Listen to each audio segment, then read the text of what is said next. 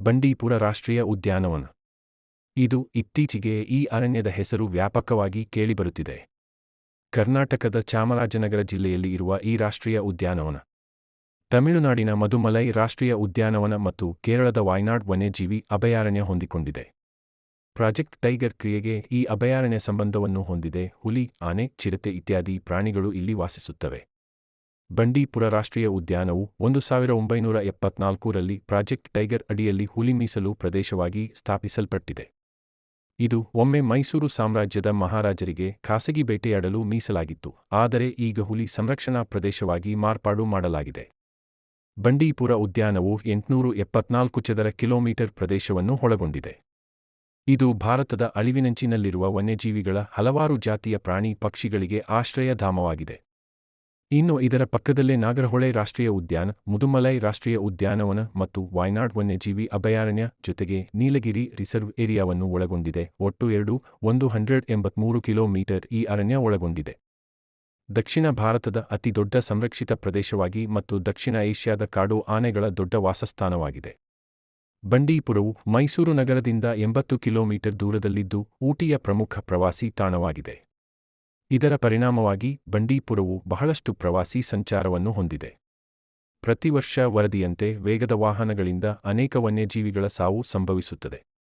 ವನ್ಯಜೀವಿಗಳ ಸಾವಿನ ಪ್ರಮಾಣವನ್ನು ಕಡಿಮೆ ಮಾಡಲು ಸಂಜೆ 6 ಗಂಟೆಯಿಂದ ಬೆಳಗಿನ ಜಾವ 6 ಗಂಟೆವರೆಗೆ ಸಂಚಾರವನ್ನು ನಿಷೇಧಿಸಲಾಗಿದೆ.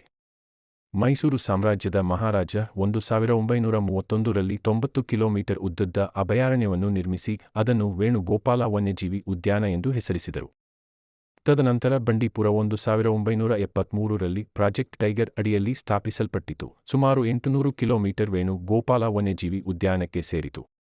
ತೇವಾಂಶವುಳ್ಳ ವಲಯಗಳಿಗೆ ವಲಸೆ ಬರುವ ಆನೆಗಳು ಈಗ ಹೆಚ್ಚಾಗಿ ಮಾನವ ವಾಸಸ್ಥಾನಗಳೊಂದಿಗೆ ಸಂಪರ್ಕಕ್ಕೆ ಬರುತ್ತವೆ. ಸಾಕಣೆ ಕೇಂದ್ರಗಳು ಹೆಚ್ಚಾಗಿ ಹಾನಿಗೊಳಗಾಗುತ್ತವೆ.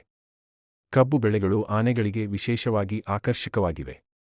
ರಾಷ್ಟ್ರೀಯ ಹೆದ್ದಾರಿ 67 ಮತ್ತು ರಾಷ್ಟ್ರೀಯ ಹೆದ್ದಾರಿ 212 ಬಂಡೀಪುರ ರಾಷ್ಟ್ರೀಯ ಉದ್ಯಾನವನದ ಮೂಲಕ ಹಾದುಹೋಗುತ್ತದೆ. ಅರಣ್ಯ ಇಲಾಖೆ ಮತ್ತು ರಸ್ತೆ ಸಾರಿಗೆ ಅಧಿಕಾರಿಗಳು ಪ್ರಯಾಣಿಕರಿಗೆ ಸಂಜೆ 6ರಿಂದ ಬೆಳಗ್ಗೆ 6ರವರೆಗೆ ವಾಹನಗಳ ಚಲನೆಗೆ ನಿರ್ಬಂಧಗಳನ್ನು ವಿಧಿಸಿದರೂ ಕೂಡ ವೇಗವಾದ ವಾಹನಗಳು ಅನೇಕ ಕಾಡು ಪ್ರಾಣಿಗಳನ್ನು ಕೊಳ್ಳುತ್ತಿದ್ದಾರೆ. ಈ ರಸ್ತೆ ಒಂದು ಪ್ರಮುಖವಾಗಿ ಕಾಡು ಪ್ರಾಣಿಗಳಿಗೆ ಮಾರಕವಾಗಿದೆ. ಈ ರಾಷ್ಟ್ರೀಯ ಉದ್ಯಾನದಲ್ಲಿ ಪ್ರತ್ಯೇಕವಾಗಿ ಕಂಡುಬರುವ ಕಾಡು ಪ್ರಾಣಿಗಳ ಆವಾಸಸ್ಥಾನದ ಅಳಿವಿನ ಭಯವನ್ನು ಹೆಚ್ಚಿಸಿದೆ. ಬಂಡೀಪುರ ಅಭಯಾರಣ್ಯ ಪ್ರದೇಶವು ಭಾರತದ ಅತ್ಯುತ್ತಮವಾದ ಹುಲಿ ಸಂರಕ್ಷಣಾ ಕೇಂದ್ರಗಳಲ್ಲಿ ಒಂದಾಗಿದ್ದು ಸುಮಾರು 70 ಹುಲಿಗಳನ್ನು ಹೊಂದಿದೆ. ಕಬಿನಿ ನದಿ ದಡದಲ್ಲಿ ನೆಲೆಸಿರುವ ಬಂಡೀಪುರ ಅರಣ್ಯ ಪ್ರದೇಶವು ಚಿರತೆ, ಕಾಡೆಮ್ಮೆ, ಅನೇಕ ಜಾತಿಯ ಜಿಂಕೆಗಳು, ಕಾಡು ಆನೆಗಳು, ಕಾಡುಹಂದಿ, ನರಿ ಇತ್ಯಾದಿ ವನ್ಯಜೀವಿಗಳಿಗೆ ನೆಲೆಯಾಗಿದೆ. ಕಬಿನಿಯಿಂದ ಪೋಷಿಸಲ್ಪಡುವ ಅನೇಕ ತೊರೆಗಳು ಮತ್ತು ಭೂದೃಶ್ಯವನ್ನು ಆವರಿಸಿರುವ ಇತರ ನೀರಿನ ಪ್ರದೇಶಗಳು ಅರಣ್ಯ ಹಾಗೂ ಇದರ ಮೀಸಲು ಪ್ರದೇಶದ ಎಲ್ಲಾ ನಿವಾಸಿಗಳಿಗೆ ಉಪಯೋಗಕ್ಕೆ ಬೇಕಾಗುವ ಹಾಗೆ ಸಾಕಷ್ಟು ನೀರನ್ನು ಒದಗಿಸಿಕೊಡುತ್ತದೆ.